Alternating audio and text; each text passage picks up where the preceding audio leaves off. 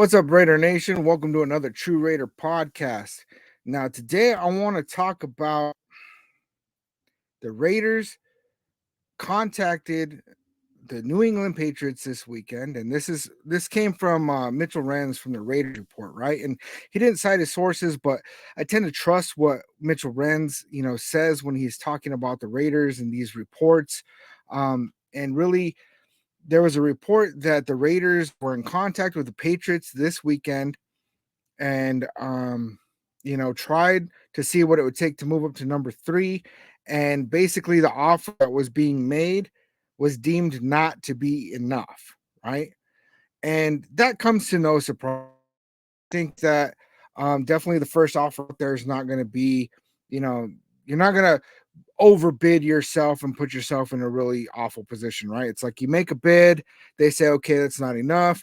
Then you give an open for a counter bid, you kind of take the conversation from there, right? And, some people are taking this as, see, we tried, we failed, we're not going to be able to get it, right? And that could be the case. But something that really stuck out to me was what Tom Telesco said in the press conference today. I'm going to go ahead and share that with you guys. 3 is when it came in. Speaking about the information and the newsworthy of this, there's talk, do the Raiders trade up? Do they trade down? Have you ruled anything in or out in terms of the trading up part? And based on your history of doing this, what's been the level of engagement, especially from the teams that are ahead of you in terms of any of those? Right. Yeah. News flash. GM says he's open to trading up, moving back, picking a spot. Like everybody always says the same thing. So, like we have a plan now to go up if we have to and be aggressive with it. We've got a plan if we stick and pick, obviously. And we got a plan to go back if it's within a certain range.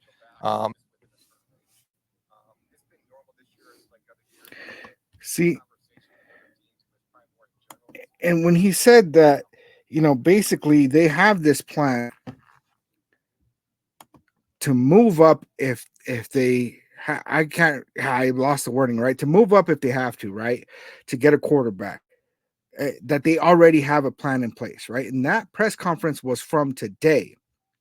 And so being that press conference happened today, that really makes me believe that, the report that came from Mitchell Renz, where there was already a conversation with the Patriots about moving up and it got shot down. And then today, Tom Telesco is talking about that they have a plan in place to move up, right? And that doesn't mean that they're going to move up. That means that they have a plan in place. He also said that they could stay put and they could move back. And he also said every GM says all this, right? He knows it's smoke season, it's lion season. It's just all out there. But right now we're in draft week, right? And I'm starting to get excited, guys. But that really, it stood out to me because I think that they're going to take another shot. Now, whether they get that shot or not, there's going to be a lot to be said because I don't even know that moving up to number 3 is going to be enough to get Jaden Daniels, right? And I'll get more of that, later in the video. But, really this whole thing with being able to move up to number 3 to get him, that's still going to be a little bit wishy-washy. And I really think that we're not going to know anything until draft day, right? Draft day is really when this is going to come out. So there's another clip that I wanted to play for you guys. Tom, as this week ramps up, what has it been like just working with Antonio Pierce this offseason and sharing each other's goals? Yeah, it's been really good. He's got a great vision of what he wants in the football team, and he hasn't deviated from that, which really helps the personnel department as far as we're trying to match up players to our football team. He's got a great feel for evaluating players, which I'm not surprised. He played at a high level. He's coached at high school level, college level, the pro level. Evaluating players is all the same, whether they're 15 years old or they're 25 years old. But he's got a really good feel for that. What's been nice since he was in college recently, he knows some of these players already. He may have recruited them, may have known about them, may have played against them when he was coaching in college. So that's been helpful. But I think the biggest thing is he has a real vision of what he wants, and he hasn't, gone like this with that. So it really helps us kind of identify exactly who's going to fit as a Raider. See, and here he's talking about, Antonio Pierce and his ability to, scout these players to really get a feel for them. He was coaching college football with some of these players out there, and he said, maybe even had a hand in recruiting some of them. And of course, there's always going to be the hints of, oh, that could be Dayton Daniels, right? And this could be this could be that. But what I'm really gathering out of this is that Tom Telesco and Antonio Pierce are really being on the same page with some of this stuff, right? And I really like to see like how Tom Telesco is talking about this process and what it's like with AP. And it really seems to me like that there seems to be a lot of comfort in there. I've seen some of these press conferences where, there seems to be some kind of discomfort, like they're not really having the words to say because there's a lot of weird things going on behind the scenes. But really, what it all comes down to is all of this is speculation, right? Now, when he said that he really trusts Antonio Pierce, though, in his evaluation process, that tells me that it's clear as day that Jane Daniels is AP's guy. And then Tom Telesco saying that he trusts Antonio Pierce's evaluation process, right? And that he's going to be able to have a further insight on some of these players because maybe he was helping recruit some of them, right? And so, while this is a lot of smoke, and honestly, I've never heard something in a Raiders press conference that was this breaking news. Oh my God, I can't believe they said that.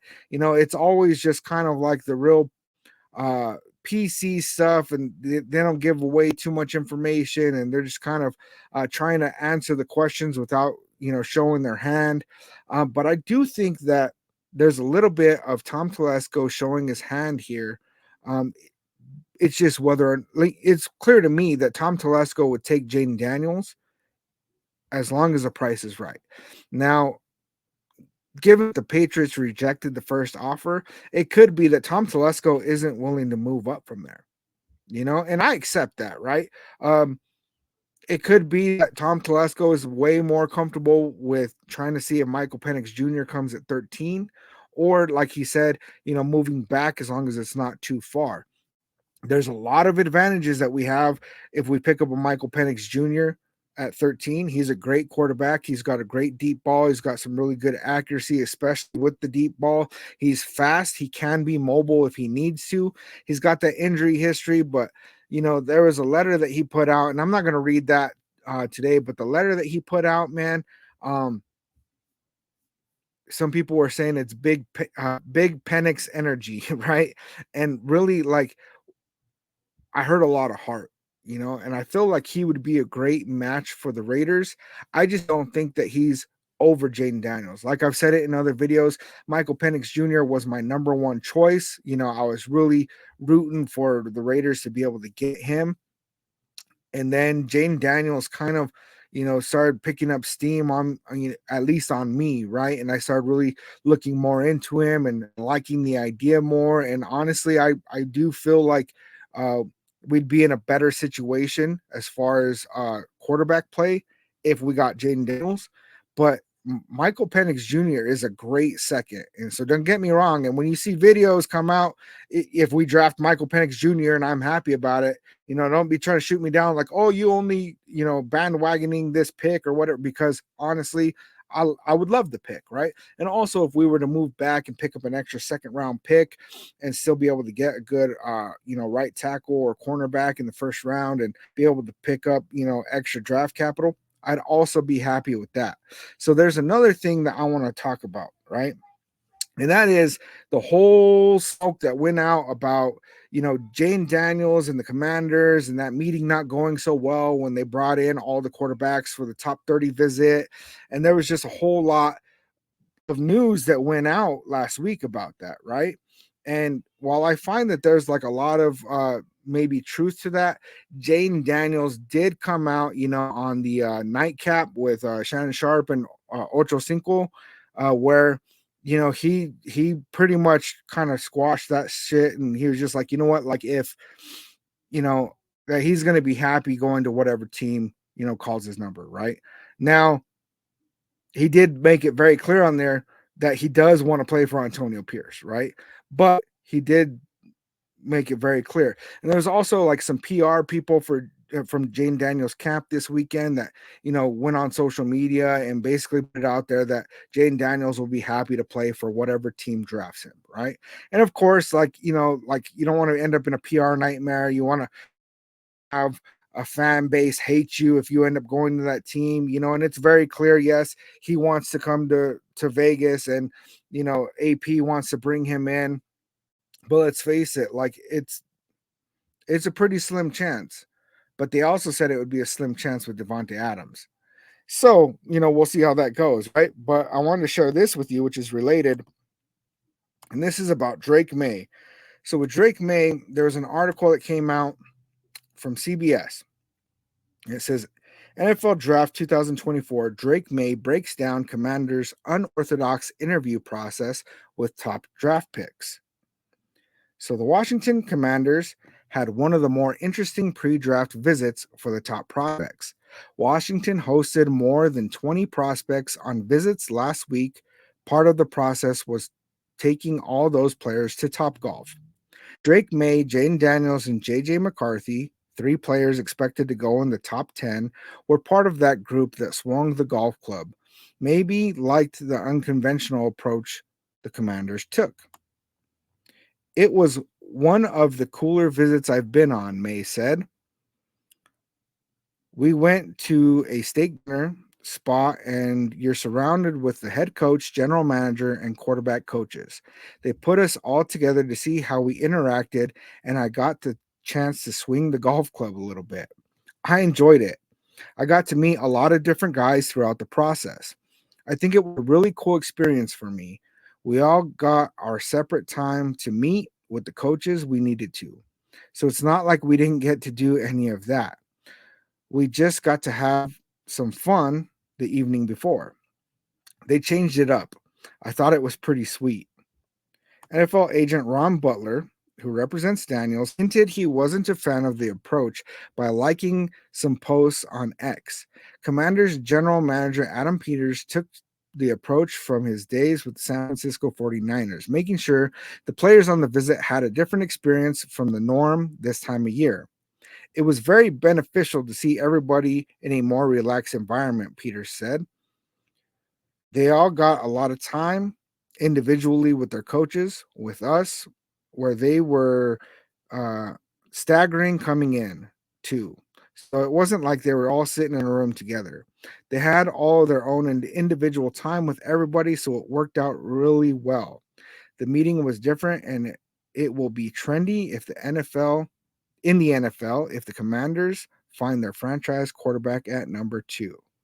So, this is a whole PR thing that I'm sure Drake Maye's camp looked at what happened with Jaden Daniels and Ron Butler, his agent, and went, this is a good opportunity to show that we would love to be there. We would be very happy there. And, it could just be a smoke thing, and it could be that it went way better for Drake Maye. It could be that he had a great time there, and it could be that his camp is super happy, and it could be that the Commanders are very happy with him. Now, I know if I were part of Drake Maye's camp, I would be pushing the same edge, right? Seeing if we can kind of get in a good position where we're showing publicly that we were really happy with the visit, right? And the timing of it is perfect for the camp and all this stuff. And it doesn't mean that the Commanders aren't high on Jaden Daniels. It doesn't mean that they're not going to take him. But man, it really looks like Drake Maye is kind of, it makes him look better to the Commanders camp, right? And so you guys let me know in the comments, what do you think that really means? Does that mean that the Commanders are maybe going to look more towards Drake Maye, and that's a more favorable pick because he's a guy that actually wants to be there? Or do you think that they're still going to just stand at 2, pick Jaden Daniels, and that's going to be that? And I don't really know who's going to be the better prospect or the better prospect for them. I know who would be the better prospect for us, and that's Jaden Daniels.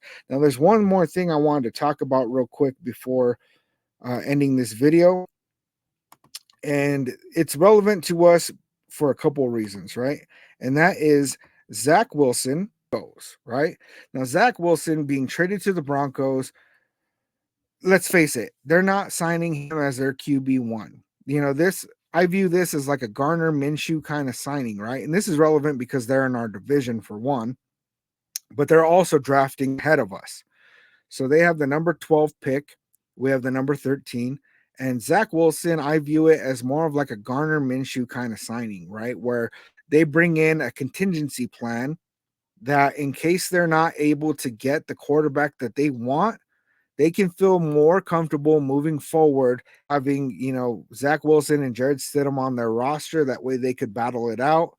And then they could look at a quarterback the following year. This also opens things up if they want to bring a quarterback like a Bo Nix or somebody that maybe they don't deem as a starter for this year. Maybe even in later rounds. Maybe they're looking at Spencer Rattler or Jordan Travis, right? And they're thinking, they're going to have to sit this year. Let's bring in a veteran. They'll sit under Zach Wilson and Jared Stidham and be able to kind of, get them up to NFL speed. But another reason why I bring this up is because of the New York Jets. The New York Jets are drafting at number 10. And I don't hear anybody talking about that the Jets are actually somebody who, might be looking to pick up a quarterback this year, right? Aaron Rodgers is getting old. What is he, 40 years older? I didn't look it up, right? He's getting old, right? And he's coming off of an Achilles tear. So he's supposed to be healthy and this and that, but who knows if he goes down with another injury. And who knows, he might run for vice president or, there's a lot of what ifs when it comes to Aaron Rodgers. So much that Devontae Adams left Green Bay because there's too many what ifs there. So I don't think that the Jets are delusional enough to move on from, the guy who stepped in and started in place of Aaron Rodgers last year. I don't think that they're too confident with their quarterback room right now. And them moving on from Zach Wilson kind of indicates that they might be looking to pick up a quarterback, sit them behind Aaron Rodgers, kind of like how Jordan Love sat behind Aaron Rodgers, maybe for 1 year, maybe for 2 years. Who knows how long Aaron Rodgers is actually going to play. And that can be their starter of the future. And since they are pick number 10, that puts it to where they might be looking at a Michael Penix Jr. They might be looking at a JJ McCarthy or even a Bo Nix or, I don't think that they're in a position where they're going to be looking to move up, but that's another thing that stands in our way of being able to pick up a quarterback at number 13. So, you guys let me know what you think in the comments. Please remember, hit that like button so we can hit the algorithm. Please hit that subscribe, and I will catch you guys on the next one.